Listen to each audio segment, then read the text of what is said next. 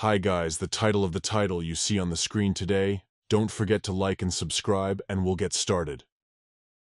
This story is about one girl, namely Isabella Schweiers.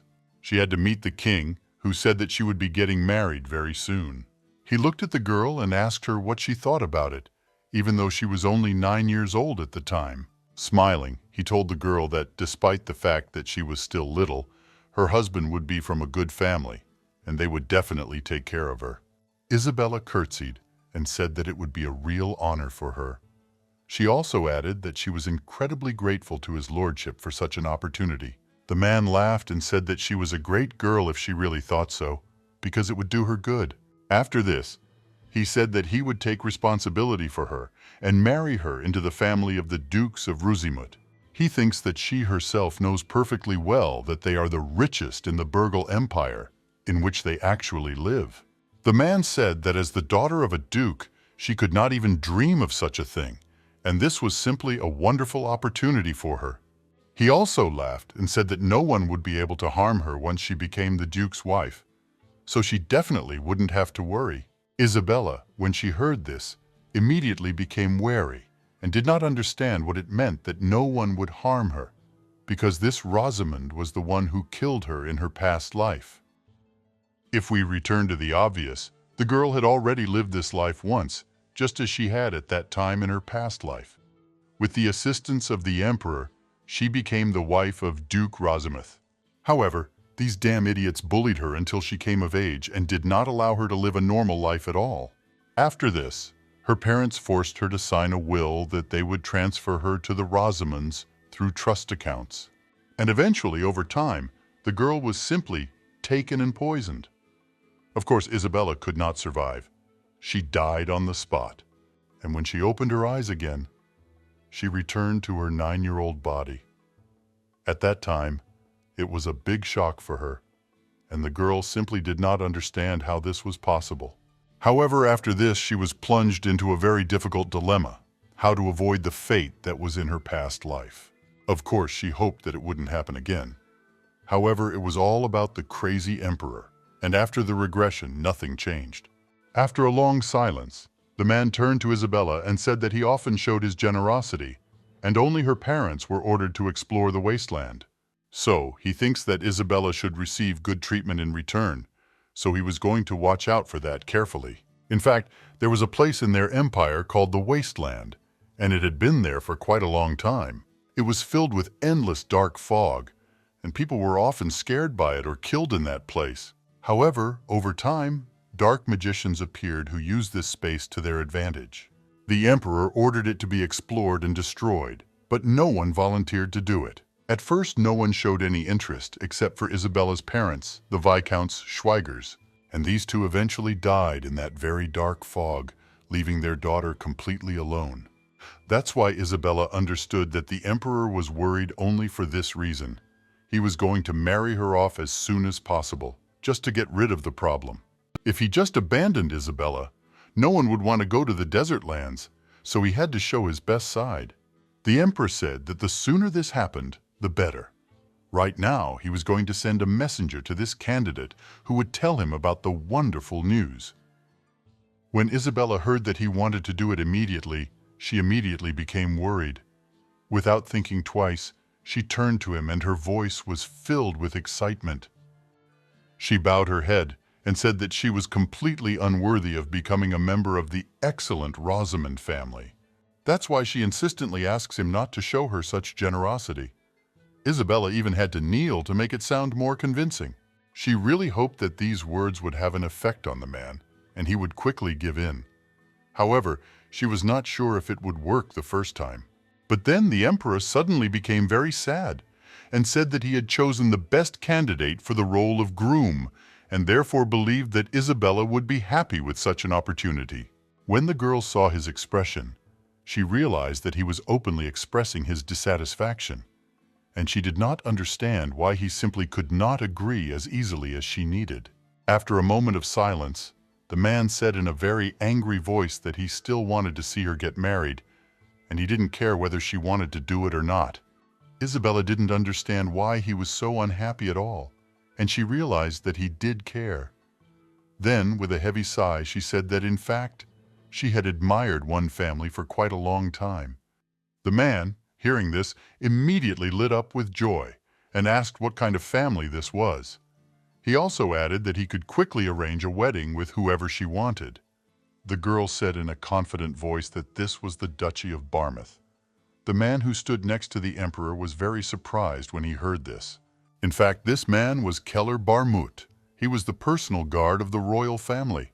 Keller was responsible for public order and the head of the Gotford knighthood. He was also the emperor's mad dog. He's known for his cruelty, with which his sword absorbs the blood of criminals, which is why his blade is called black. There were even rumors that he decorated his bedroom with the belongings of the victims he killed. But Isabella understood perfectly well that her only chance for salvation would be Keller. The emperor, having listened to the girl, said that he understood everything and also added that she could stand up. He explained that she had the same good memory as her parents. After that, he turned to the guy who was standing next to him and asked the Duke how he liked the idea of marrying his son to this lady. The man immediately thought about his proposal and said that he didn't know how good an idea it would be. He said that before discussing all this, he wanted to ask one more thing.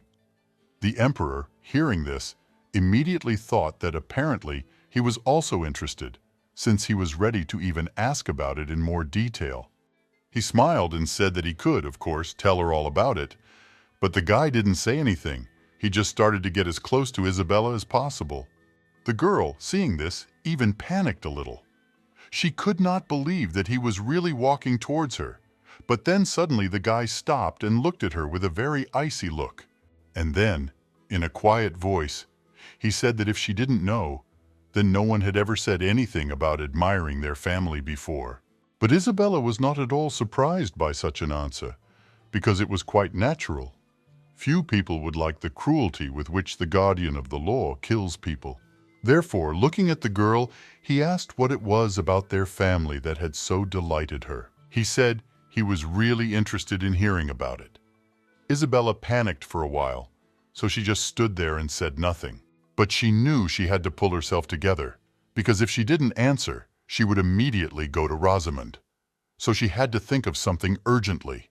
Keller said that he did absolutely nothing but behead others, so he wanted to know from the lady what she liked so much. Without thinking twice, Isabella immediately shouted out that she actually liked the way he executed criminals. She admires how well he deals with people who have broken the law, who should receive severe punishment. So, smiling, Isabella said that she also wanted to become one of the Barmuts and punish people for lawlessness, so she begs him to take her as his daughter-in-law. The emperor, like the rest of his assistants, were very surprised, but Keller did not react to this in any way. However, Isabella knew perfectly well that he was a rule freak, so she just needed to become like him, and if that wasn't enough, she would act differently. In order for the man to really agree, Isabella came closer to him and, taking him by the leg, said that this is why she really hopes that he will agree, and also, with tears in her eyes, called him her father. Isabella thought that she absolutely, at any cost, had to be the daughter-in-law of a mad dog, because otherwise, everything would be really bad. Some time passed from that moment, and she eventually found herself in the same carriage with Keller. They were heading to his estate. The girl sat opposite him, and watching her new guardian, hoped that she would be able to survive there at all. She actually had exactly a month before it all happened, so she had to try really hard. When Keller was still discussing all this with the emperor, someone said that a wedding is an important event that cannot be held without asking the opinion of the direct participant.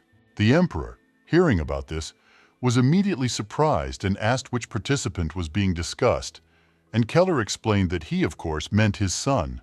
But the man said in a frustrated voice that he had already promised Schweigers that he would accept her as his daughter, so he asked who, if not she, would go to the wasteland if this agreement was not kept. Keller, after thinking for a while, said that in that case, he would agree with him for exactly a month. She and his son would live in the same house for a month, and if the girl lasted this period, then he would allow her to become his daughter-in-law. Of course, Isabella, upon hearing this condition, was immediately happy, because this was the best option for her. But the man said that if she could not hold out, then the emperor himself would have to get rid of her so that she would no longer come near their family. Keller said that if she could not control herself and interfere in his affairs, then the death penalty would follow immediately, and asked if they understood this. The girl and the emperor were very surprised. The man did not understand how it was possible to offer such a thing to a child. And Isabella was very shocked. She did not understand whether she would not be allowed to approach anything without being beheaded. In a trembling voice, the emperor told her not to worry too much, because if anything happened, she could go to Rosamund. But Isabella was ready to burst into tears, because that was exactly what she wanted even less. Therefore, turning to His Highness, she said that this was absolutely not worth doing. But Keller interrupted their wonderful conversation and said that since they had already decided everything, he would go, because he still had many different things to do. The emperor immediately agreed with him, and Isabella was finally able to breathe a sigh of relief, thinking that she would need to avoid Rosamund as much as possible in order to live as long as possible. But then something suddenly happened to her. Her head began to spin very strongly and she fell to the ground. The emperor, together with her new guardian, immediately turned to see what was going on. When they saw the girl on the floor, they were very surprised. And the man laughed and said that she must have been very worried. Isabella immediately felt very awkward about this, and in a trembling voice, she asked for forgiveness, saying that for some reason her legs were completely unsteady. She said that she would get up right away, but as soon as she tried to do so, she suddenly felt something lifting her. And literally a second later, Isabella was in the air. In fact, it was Keller who came up to her and lifting her in his arms carried her. The man said in a serious voice that he had no idea that her legs were so weak, and asked with disdain how she was going to endure this for a whole month in their house. Of course, Isabella was not happy about this whole situation because she was already an adult, but she was still perceived as a child. She was 20 years old at the time of her death, so being addressed as a 9-year-old girl was completely inconsistent with her status. And at that moment, when Isabella was already riding in the carriage with her new father, he turned to her and asked if he remembered her name correctly. The girl said that it was indeed so, and then Keller asked her if she had ever seen his son. She felt a little uneasy about this question, but she still told the truth, that she had never met him. Keller was surprised by her answer and said that she was actually much calmer than he thought and asked, did she really not care that she was going to marry a complete stranger? Isabella was silent for a moment, not knowing what to say because she really didn't care. She only wanted to gain strength to protect her parents' property and herself, and for this she is ready to do anything, even if she does not desire any happiness. But what was most important was that Yuta Barnett had what was destined for him by fate, with someone he would meet a little later. After a moment of silence, Isabella said that she was a little worried, but that it was all right. She was sure that his son was just as fair as his father. The girl saw no reason to worry, because in the end she and his son would split up anyway. Of course, their family would be happy that she would break off the engagement when she became an adult. And until that time, she needs to be on guard all the time. Keller was silent for a while. Then he wanted to ask her something, but changed his mind pretty quickly. Looking out the window, he said that they had apparently already arrived at the right place. Isabella immediately paid attention and looked out the window herself. She was delighted because they really did arrive at the Duke of Barmouth's palace, and it was simply delightful. Isabella couldn't contain her surprise, so much so that her mouth even dropped open. But soon after that, they got out of the carriage and approached the entrance. There they were immediately met by the butler and several servants. The man turned to the Duke and with a smile on his face asked if he had arrived safely. Keller handed him his outerwear and said that everything was fine, and also asked if anything had happened during this time. The butler, taking his things from him, said that 3 letters had arrived from the Supreme Court. The Association of Aristocrats was asking for a pardon for Batalha Dodna. Keller walked forward and asked him to sort it out so that they wouldn't interfere anymore, and said that it wasn't Jacob's responsibility at all, so he didn't have to deal with it. Isabella stood behind him at that moment and thought that this was all a lie because he couldn't do that. In fact, Kellerman has a power of attorney from both the Emperor and the Department of Law, and if he wants, he can give a second chance to absolutely anyone. However, it is not for nothing that he is called a mad dog. He will never let go of his prey and will cling to it with all his teeth. After a moment of silence, the man said that he understood everything and added that he would be in the office. The butler was a little surprised by this, but said that it was good.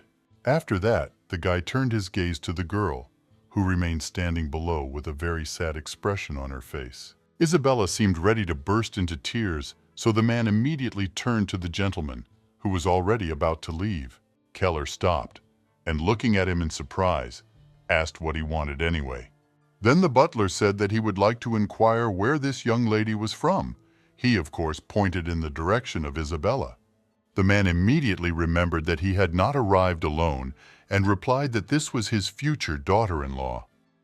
The butler was so surprised that he couldn't utter a single word. He tried to process this information in his brain for a while, and then he shouted throughout the estate, asking if this was really true. Keller, turning around, said that he did not know what would happen in a month, but for now, this was her status. He asked him to help her adapt to the estate, and in the meantime, he would go and rest a little. The butler was still very surprised, but agreed to this request of the gentleman. And he himself did not understand why the man treated his future daughter-in-law like that, as if she were some kind of purchased dog. But he quickly collected his thoughts and, turning to Isabella, said that his name was Geralt, and also added that he was very glad to meet her. But Isabella looked away, and thought that he would be the one to be wary of most of all. The man continued to talk about how he would help her with her position in this house, and so on. The girl understood that she needed to make a good impression for the sake of her future. After all, the Schweigers family was known for its academic knowledge, but in political circles they had no power or authority. And that is why, in their eyes, she will be just a dead weight who decided to make connections through engagement. So the girl definitely cannot expect respect. Even the servants don't like uninvited guests. And as it happened in her past life with Erosim, Isabella believed that the same would happen to her in this house. She knew that Barma would be no different from the others, so mentally she should have already prepared herself for endless humiliation, insults, and all that. Then suddenly, her hands began to shake. But she tried to calm herself down, realizing that she had already gotten used to this behavior, so there would definitely be nothing new for her. Isabella needed to endure until she came of age and not worry in any way, because that would make her appear even weaker. At that moment, she squeezed her ears too hard that they even started to hurt. Geralt immediately came closer to the girl and asked if everything was okay with her, but she didn't answer him. Then a maid came up behind them and immediately turned to the butler, asking what was going on. The man left the girl alone and went to the maid, explaining the whole situation to her. She immediately understood everything, and so went to Isabella. The woman took her by her small hands and greeted the lady. After that, she sat down on her knees to be at the same level as the baby. She said that it was a great honor for her to meet her personally, and also gave her name. It was Magda. The woman explained that she was the senior maid in this house, and said that in the future she would take care of her comfortable living. Magda, smiling, said that the girl was probably very tired on the way, and asked if she would like to take a bath, or maybe she was hungry. Isabella, when she heard all this, was very surprised. She could not believe that the oldest maid would actually look after her.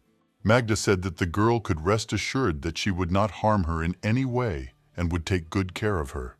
Isabella knew perfectly well that she too would act very warmly at first, and when she found out that she was nothing special, she would simply be disappointed, so she was going to say everything right away. Without thinking twice, the girl turned to the two of them and said that she was the daughter of the Viscounts Schweiers, and the Duke had brought her because of the Emperor's order.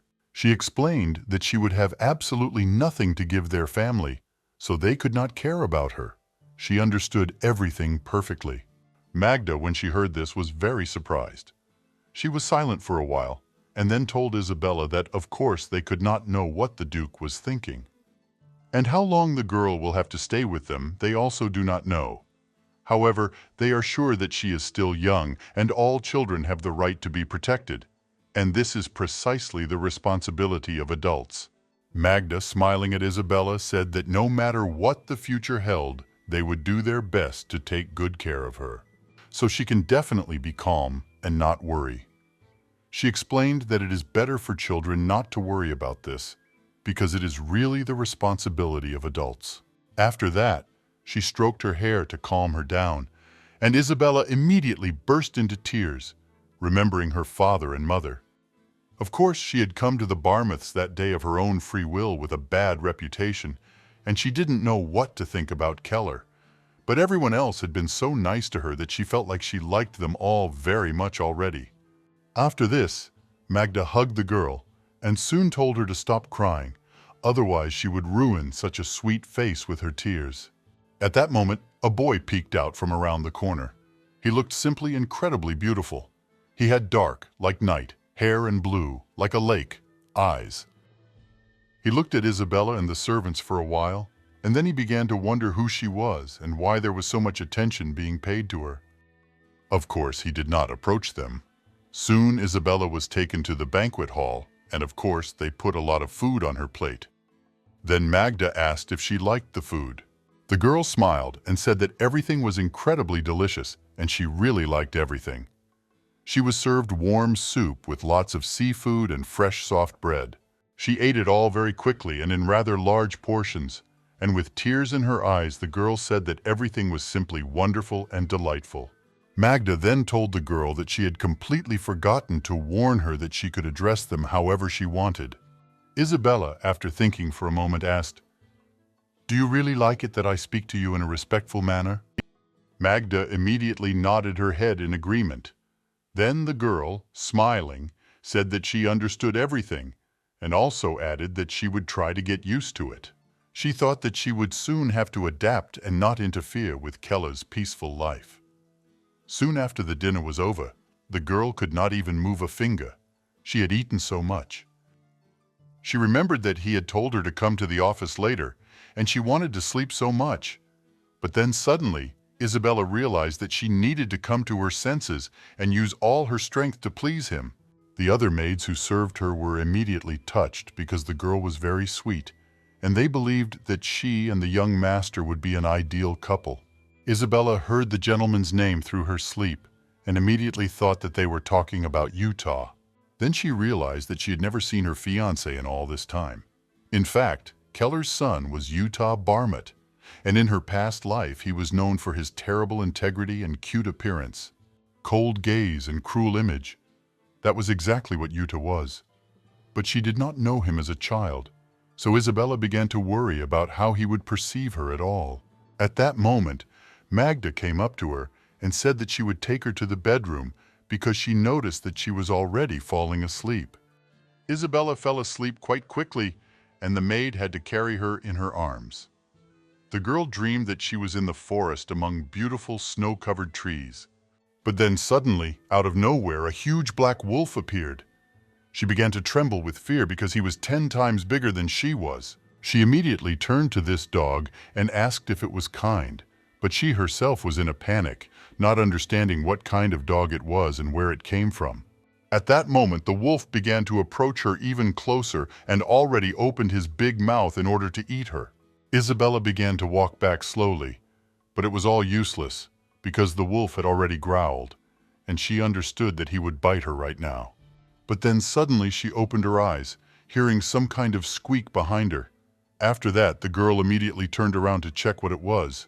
As soon as she turned around, she saw a small black puppy that looked absolutely gorgeous. He jumped right at her. At this moment, the huge wolf also calmed down when he saw this puppy on Isabella. The girl was very surprised. She immediately stroked the puppy and thanked him for saving her. But in fact, she was petting not only someone in her dream, but also in reality. Her hand reached out to the boy who was sitting next to her, and she said that he was so fluffy and that she was very pleased. But then suddenly, Isabella's brain processed the information, and she immediately realized that she really did feel this softness. The girl immediately opened her eyes and looked ahead. There was a boy there, and he, smiling sheepishly, asked if he had woken her up. Isabella looked at him in surprise and immediately asked who he was. But after thinking for a bit, she seemed to understand who he was. Without thinking twice, the guy spoke to her and said that his name was Yuta. Just in case, he added that he was 9 years old. Isabella, hearing this, was immediately frightened. She could not believe that they actually met in this way. When she finally saw little Yuta, she didn't expect him to be so simple.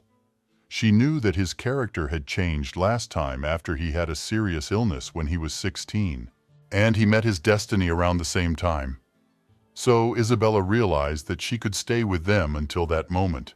She began to rise from her seat and thought that it was good that she saw him like this, because now she would be able to calmly think up measures regarding Rosamund. Isabella immediately curtsied, asked his forgiveness, and greeted the Earl of Barmouth. Yuta looked at the girl in surprise. He felt completely uncomfortable, and his face turned red. The boy immediately asked her not to address him with such respect, because he would like her to call him simply by his name, and not by these stupid titles. Isabella asked in a trembling voice how she could ignore manners when there was no other way to act. She was the daughter of a viscount, and he was the son of a duke, so she had to have manners. Then suddenly Yuta asked in surprise, "Didn't you come here to marry me?" She said that it was true, but also added that she could not communicate with him just like that. At that moment, he took her hands in his and asked, "Is it really because I am Barmouth?" When Isabella looked at him, she immediately remembered that cute puppy from her dream and thought that they just looked identical, and Yuta asked with a trembling voice, "Is she afraid of him?" She quickly looked away from him, thinking that he really was just incredibly cute. She really hadn't met such handsome people in a long time. In the last long moment of silence, Isabella smiled and said that she was not afraid of him at all. And then she thought about what if, of course, we do not talk about the future, because there she is afraid of absolutely everyone. After that, she asked, "Isn't he against marrying her? After all, they don't even know each other at all." But Yuta said that many people say that one should treasure one's fiancé as the apple of one's eye, someone one should protect, even with one's life, so of course, he doesn't mind. She was very surprised by such a statement, but after a short silence, the guy also asked, "What is her name?" After all, they really weren't acquainted. She couldn't believe that he had just talked about important people who needed to be protected, and then he didn't even know her name. But then Isabella remembered that she had never introduced herself. She had completely forgotten about it. But after that, curtsying again, she gave her first and last name. When Yuta heard this name, he thought that it was very beautiful. After that, he whispered in her ear that in that case, in the future, he would call her Isabella, because that is what a wedding means. Isabella was surprised. After all, this child is still completely unfamiliar with what marriage is, and has only superficial ideas about all this. But they are, of course, erroneous. Everything is not as joyful and rosy as he imagines it all. However, she did not see the difference in this, because she will not be his true love anyway. So now the most important thing for her is to become friends with him. So, smiling, Isabella said that she would protect him too. After the wedding, he asked in surprise, "Is it really true?" Then she took his little finger and said that she promised. He immediately asked, "Does he really promise you a life here with me?" Isabella was a little surprised by this interpretation, but said that, of course. But at that moment, the door to their room began to open. It was his father who came in, and seeing his son said that he had been looking for him. After that, he noticed Isabella and asked in a stern voice, "Didn't he ask her to come to his office?" The girl felt very awkward, and Keller, looking away, said that he didn't think that she would ignore him so openly, and he didn't like it at all. Then suddenly she realized that she had completely forgotten about it, and even if she had fallen asleep, she immediately wanted to say something to him. But then suddenly Yuta stepped forward and asked her father not to scold her, because she was his fiancée, and even he could not be angry with her. Keller was surprised by his son's behavior and said in a stern voice that they were not even engaged yet. so it was still very much in question. Yuta wanted to object, but his father said that he had had enough. He asked the boy to leave and said that this was an order. The boy had no choice but to obey, so he lowered his head and began to leave the room before he looked at Isabella again. When the door closed, the machine turned to her and said that he suggested they talk in this place since he had already arrived. The girl couldn't think of anything at that moment because she felt too sorry for Yuta because her father had yelled at him for absolutely no reason and even kicked him out. He took a seat on a chair and said that if she was too tired, she could lie down. He didn't mind. Isabella didn't answer this. She thought to herself that it seemed she would never get up again if she really did this. So she immediately said that she was fine and could stand up just fine. Then he sighed heavily and said that he would tell her everything briefly. Asked Keller not to try to achieve acceptance as his daughter-in-law and not to waste her strength in vain, but to calmly go to Rosamund. He also asked her to finally give up the idea of becoming a daughter-in-law in their family. She should not waste time, because life is short. But Isabella immediately began to protest. She said that she had to become part of the Barnett family. Keller interrupted her and said that he did not care what illusions she had about this family. However, this place is definitely not suitable for a girl from a noble family. In this place, it is common to chop off heads and get covered in blood. He asked, does she really think that in a place like this, a child like her can keep her sanity and still be herself? He said that it was all complete nonsense, so she shouldn't have any hope at all.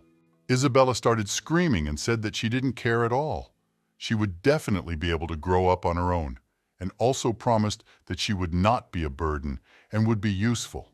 But Keller was no longer listening to her. He came closer to her and asked why she needed this family so badly, about which there were so many terrible rumors. When he didn't get an answer, he said he had assumed a child might fall in love with the idea based on hearsay alone, but somehow it seemed too desperate. Isabella was silent for a while, and then in a cold adult voice she said that she just wanted to live. The man even thought he had misheard it and asked her what she meant. Then she turned to him and said that she could not survive without the Barmouth family. He was silent for a while, then sighed heavily and said that this was precisely why he didn't like children. After that, he went out and slammed the door behind him. When Isabella was left alone, she immediately began to cry. She thought that it was absolutely not necessary to say this, because she already knew everything and also did not love him very much. Soon Keller returned to his study and poured himself a drink. The butler came to him at his request and said that he was really very surprised that the Duke himself brought the bride.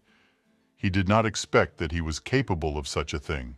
The man sighed heavily and said that it was His Majesty's order, so he couldn't do anything about it, so he just had to obey. Geralt, smiling, said that the Duke, whom he knows, even if it is an order from His Majesty, if he does not like something, he will not follow it and will always find a way out for himself. The man said that this was indeed the case. However, after a long silence, Keller asked if he thought Isabella could endure the entire term in this place.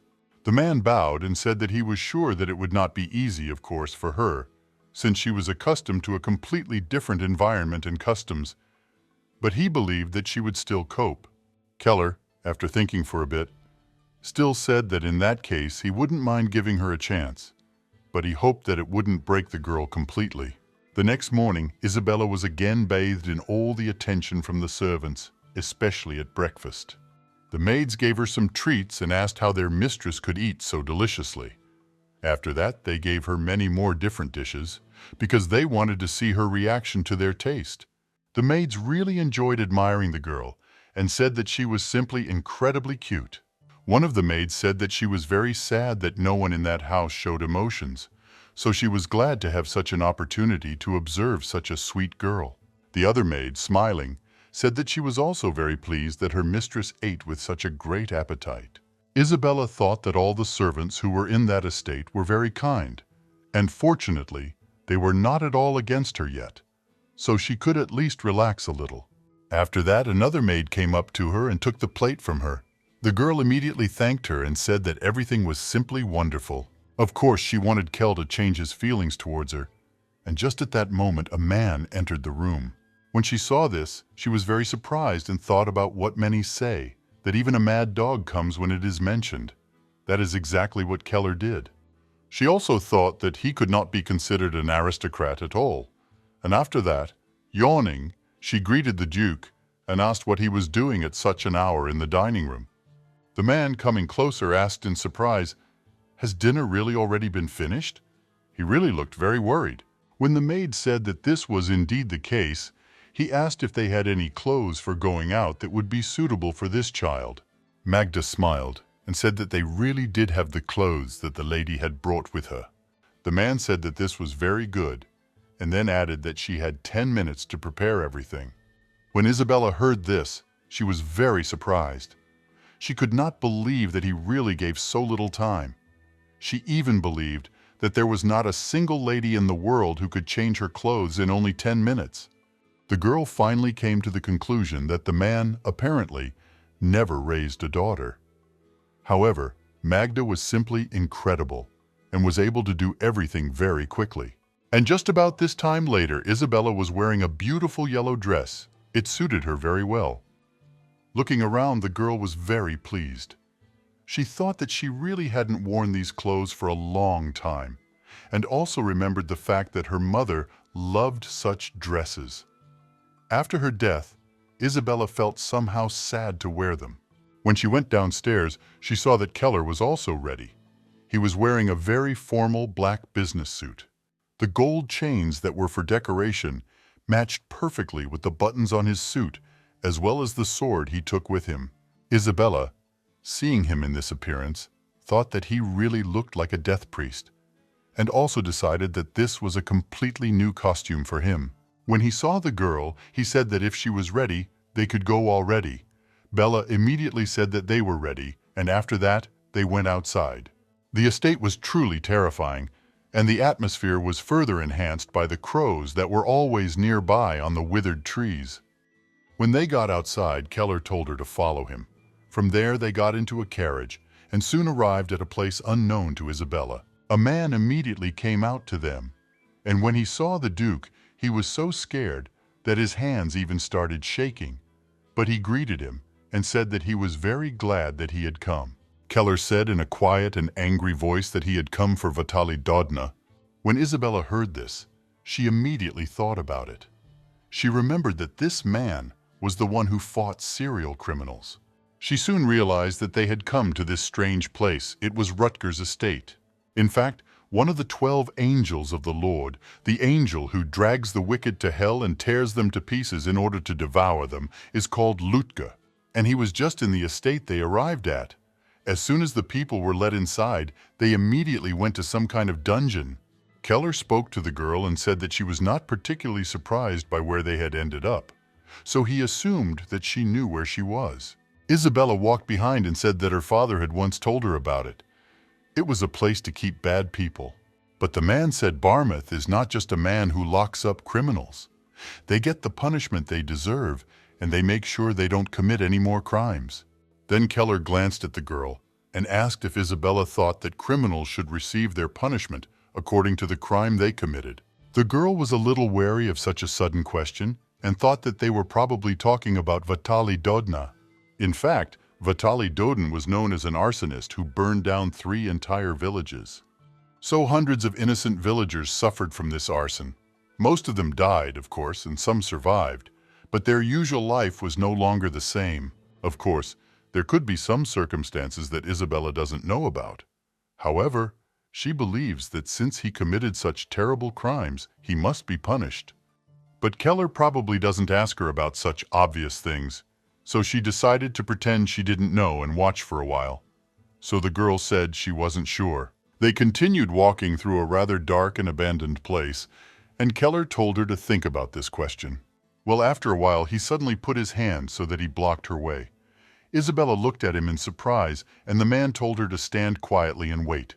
She was very surprised, but Keller meanwhile approached the grate, which was located nearby.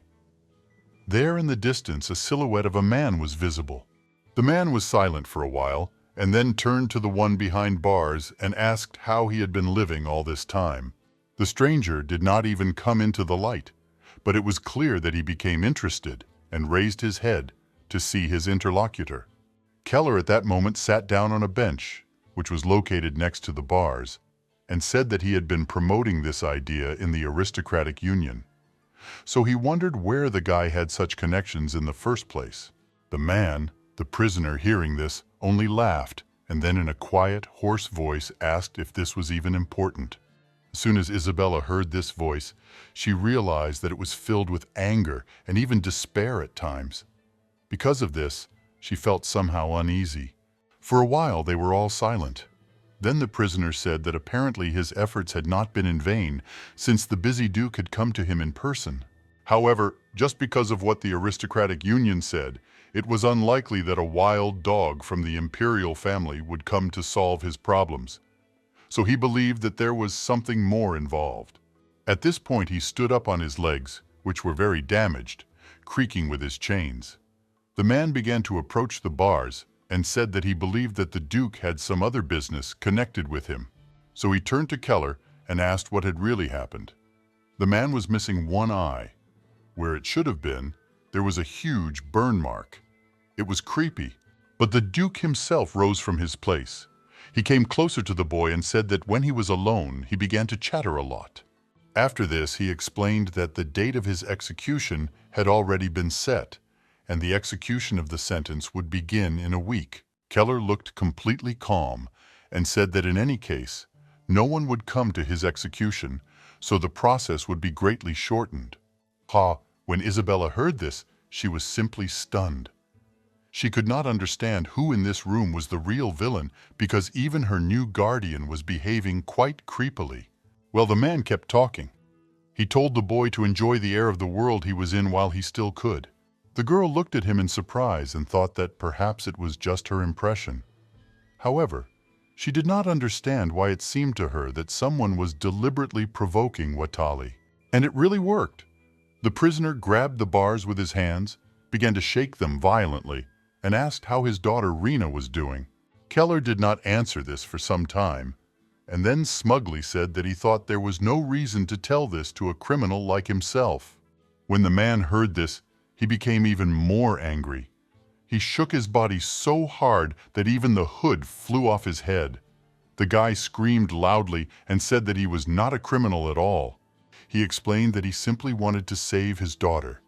It was simple self-defense, not a way to attack someone.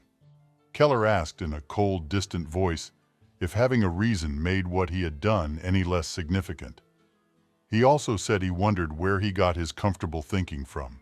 This made the man even more angry. He turned to him, looking him straight in the eyes, and said that he himself knew why he had burned all those idiotic people. Those villagers were servants of a black magician, and they wanted to take his innocent daughter and sacrifice her. The man said that he just wanted to save his innocent daughter. That's all.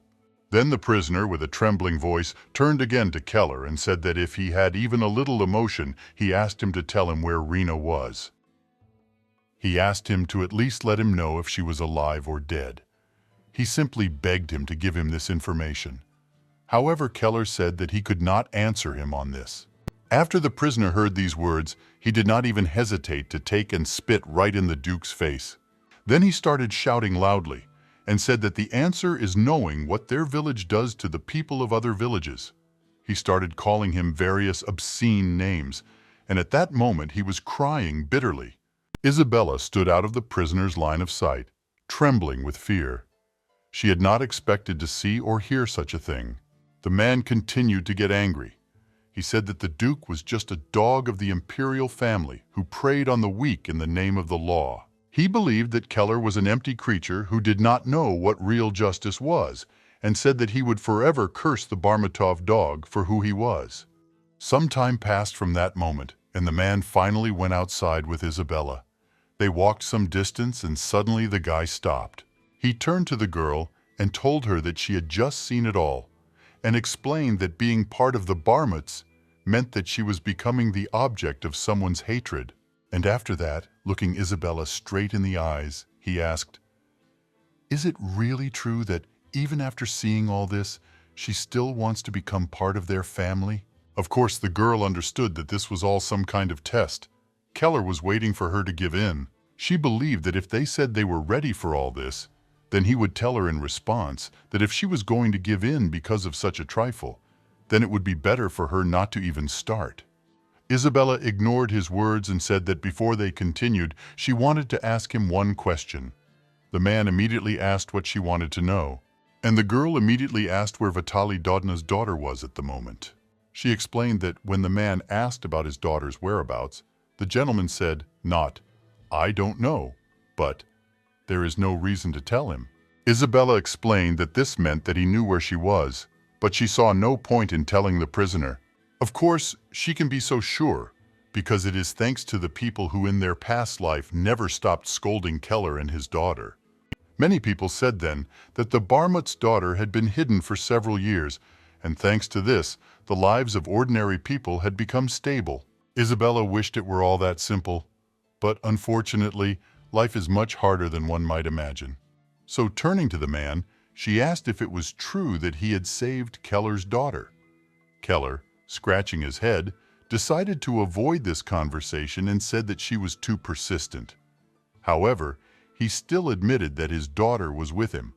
But then, suddenly, she couldn't stand it, and raising her voice asked why. In fact, both then and now, she didn't quite understand his thoughts, but at least she knew what kind of person he was in matters of law and principles, and that's why she decided to turn to him. Isabella asked why he saved the daughter of a criminal who had killed hundreds of people. Even many of the villagers then asked why he hid his daughter in a monastery. However, in both his past life and this life, he told Isabella that it was all because she was innocent. When the girl heard this, she immediately smiled. She knew that he would answer exactly like that. And after that, they were silent for a while. Then, remembering her question, she asked, did he really want to know if she still wanted to be considered part of their family? Without waiting for his answer, she said that, of course, she simply had to become part of the Barmouths. Isabella explained that she did not want to live a life of pretending to be noble and adapting to others, leading a false life. Even if she is hated or called a crazy dog, she will be able to endure everything. The girl, putting her hand on her heart, said that she really wants to live with honor under the name of Barmutov.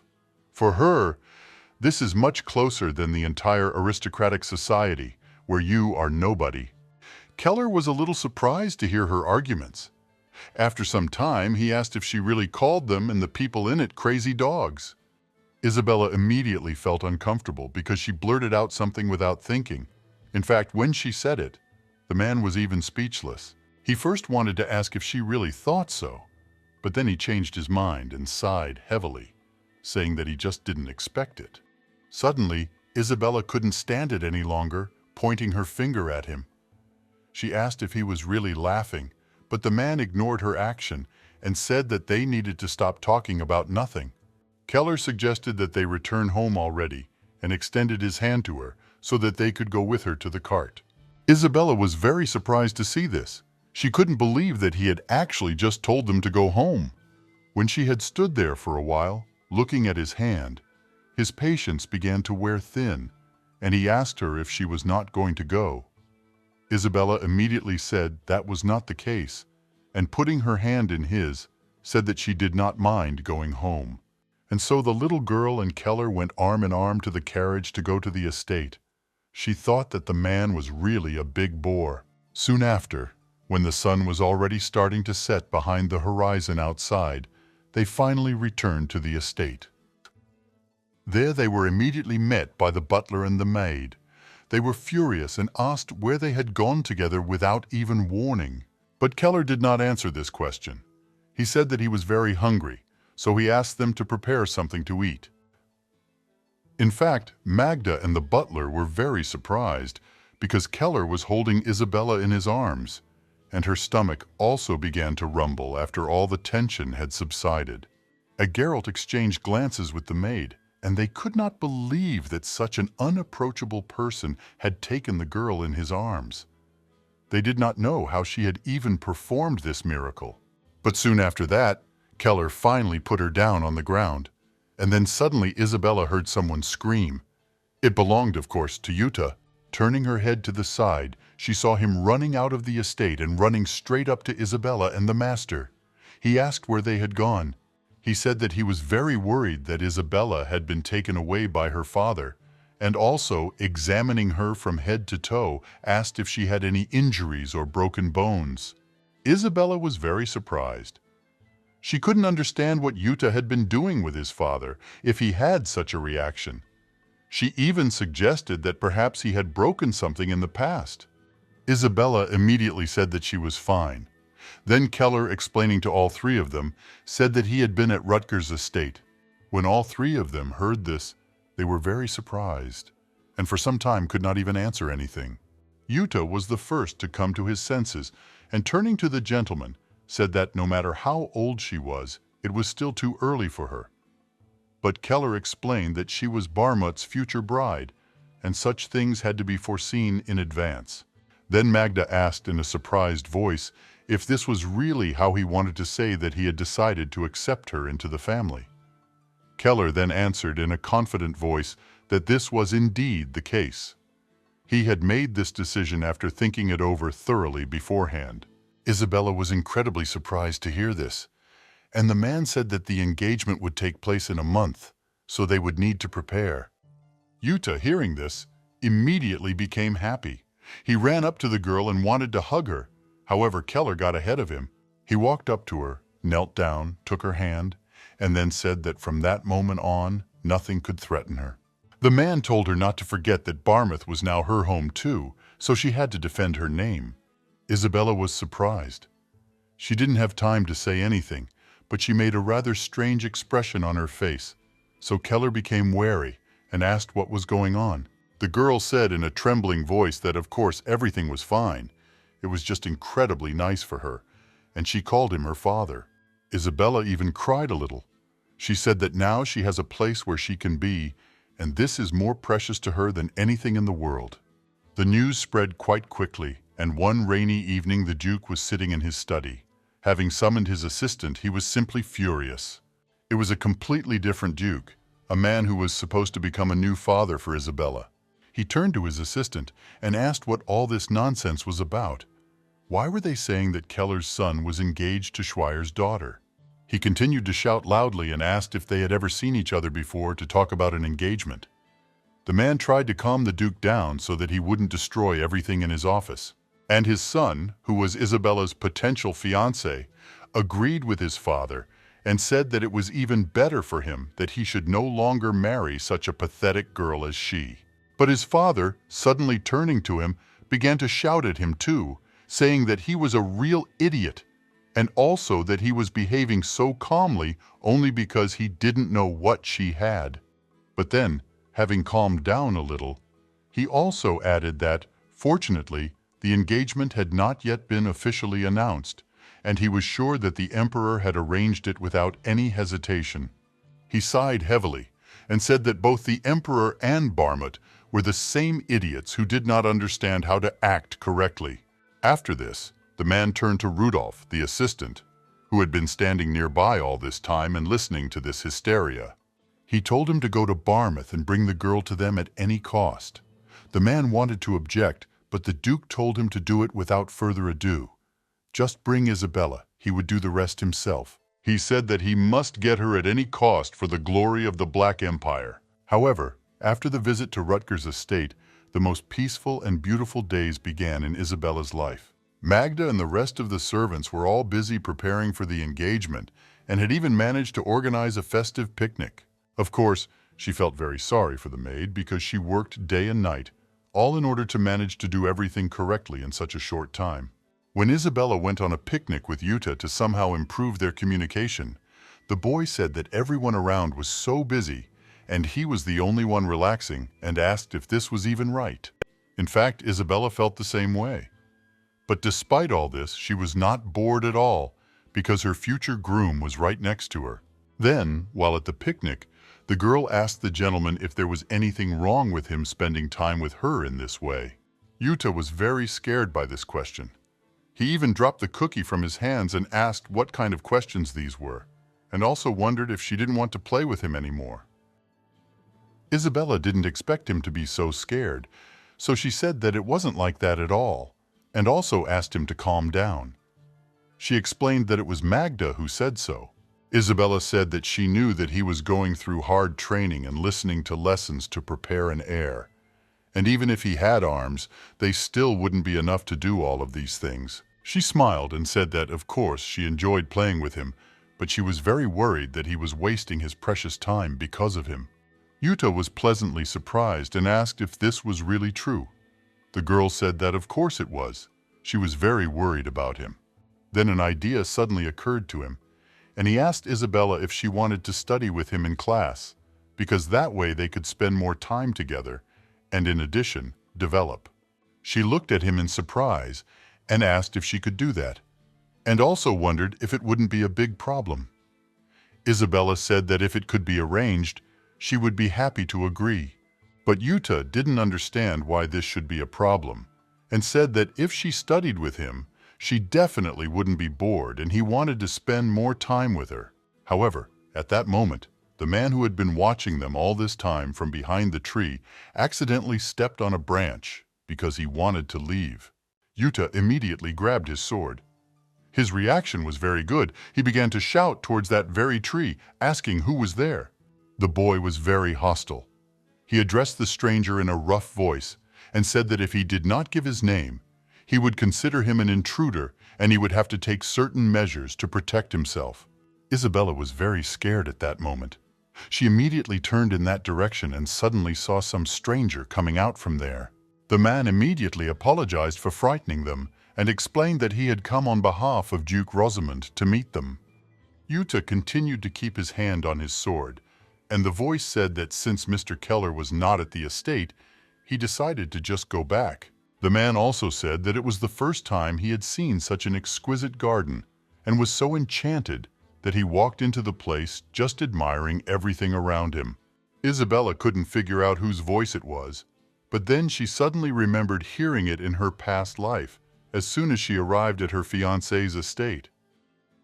Isabella immediately approached Yuta and stood behind him, and the man finally came out of the shadows and one could see his appearance. After this, he bowed and said that his name was Rudolph and he was a servant of Duke Rosamund. Isabella, hearing this, immediately remembered that Rudolph was Herbert's closest assistant. At this moment, Yuta became a little kinder. He believed the man and said that now he understood where he came from. The girl was beside herself.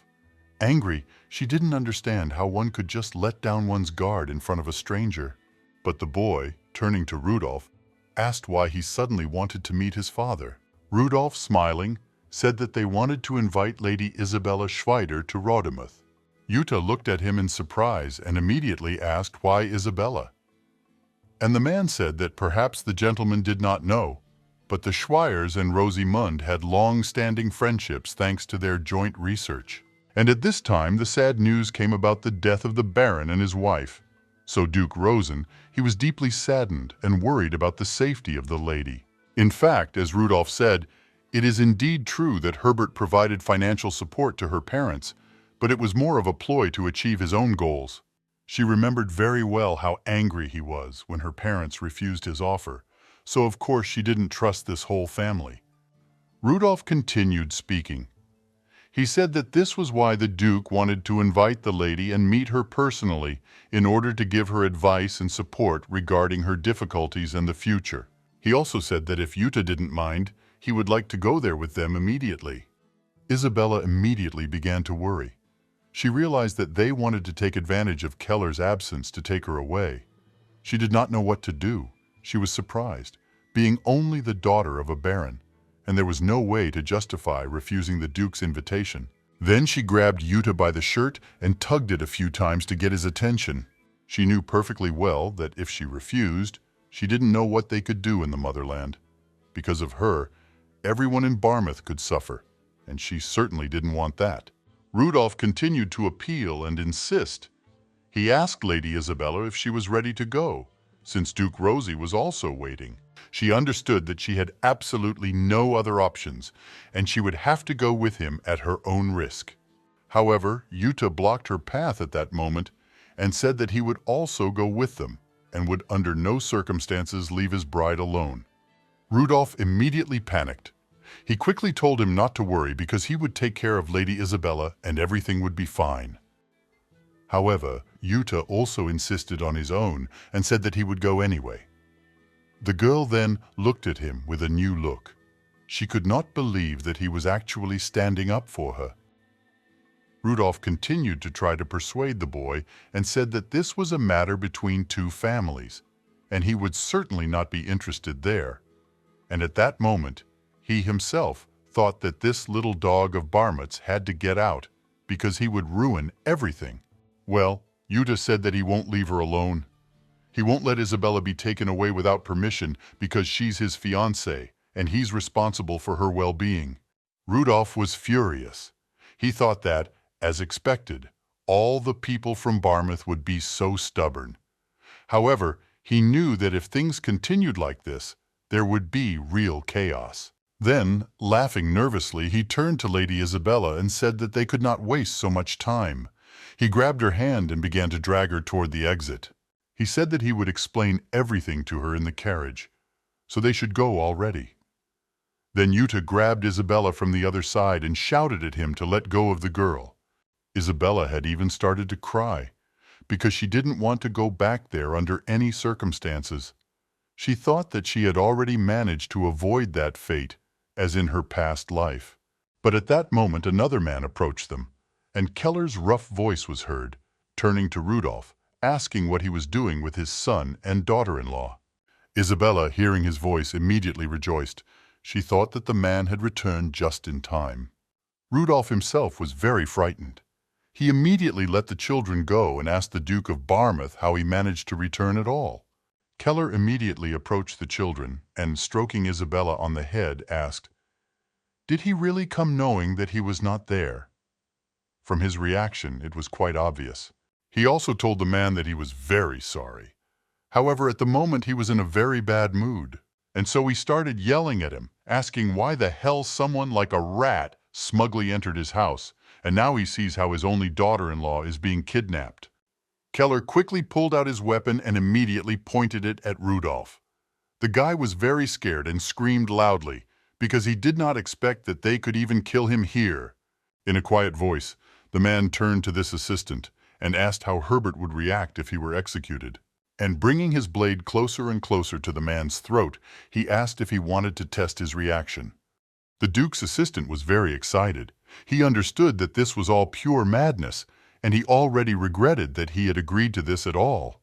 He couldn't believe that the Kellers didn't care what he said to Duke Rosamund, but he saw the absolute confidence in his eyes and the insistence with which he brought the sword closer and closer. Then Keller asked why the boy was silent at all. Rudolph immediately asked him in a trembling voice not to misunderstand him. He was simply following orders to deliver Lady Isabella, that's all. The man came closer to him and said that he was responding very slowly and needed more information in as little time as possible. Rudolph was very frightened. Then he began to speak very quickly, saying that in this case it would create problems for the Duke, and when they found out about it, he could imagine what the people around would say. But Keller smugly wondered why he should even care what people said. Rudolph found a time when he could run away, so, moving further and further away from them, he shouted at the end that he needed to understand that Duke Herbert valued Lady Isabella very much and would certainly not stop. When Isabella saw this, she was finally able to breathe a sigh of relief, realizing that she was saved after all. Yuta immediately hugged her and asked if she was okay, but then Keller suddenly turned to her and asked in a stern voice for her to explain. The man crouched down to be on her level and asked, "Why did Rosamund even target her? What does he gain from it?" In fact, one day the Duke told her parents to give the results of the study. However, then everything went completely wrong, and a huge scandal arose between the two of them. Isabella's mother could not tell him what he wanted, namely, the location of Ladgren's crown. The man was furious and asked how she couldn't say that, since he had invested so much in their research and she was obliged to report everything to him. Isabella's father, embracing his wife, said that no matter how much a man invested, he could not give her to the Duke, because he simply had no right to do so.